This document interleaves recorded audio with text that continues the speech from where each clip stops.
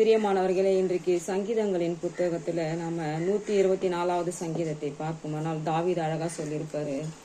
ஆலயத்திற்கு போகும்போது பாடுவதற்கென்றே தாவீது இந்த பாட்டை பாடியிருப்பாரு. இதுல அவ்வளவு அழகா சொல்லியிருப்பாங்க. 1-8 வரைக்கும் பாத்தீங்கன்னா அவர் எப்படியெல்லாம் அவங்கள தப்புவித்தாரு அப்படின்னு சொல்லிட்டு இந்த சங்கீதங்களை அவர் பாட்டா பாடியிருப்பாரு. அதுல முக்கியமா நான் 3வது சங்கீதத்தை சொல்றேன். அவர்கள் கோபம் நம்மேல் எரிகையில் நம்மை உயிரோடு விழுங்கியிருப்பார்கள் அப்படின்னு சொல்லிட்டு அழகான ஒரு வார்த்தைகளை சொல்லுவாரு.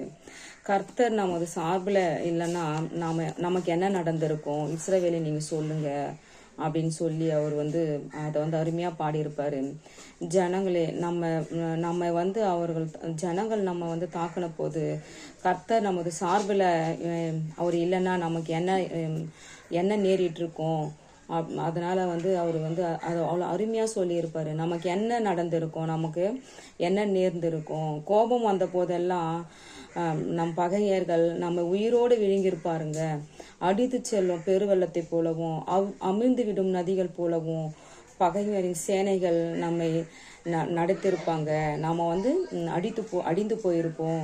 அதனால நம்ம என்ன பண்ணணும், கர்த்தரை நம்ம துதிக்கணும். நம் பகைஞர்கள் நம்மை விட்டு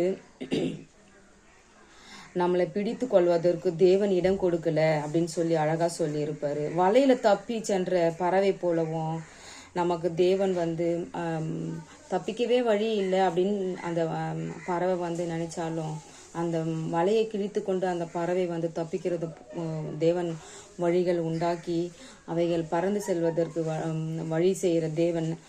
அது போல நம்மளை தேவன் அந்த பகைஞர் முன்னாடி நம்மளை தப்புவித்தாரு அப்படின்னு சொல்லி அழகா சொல்லியிருப்பாரு. கர்த்தரை துதிங்க, அவர் வானத்துக்கும் பூமிக்கும் தேவனா இருக்கிறாரு அப்படின்னு சொல்லிட்டு தாவீது அழகா சொல்லியிருப்பாரு.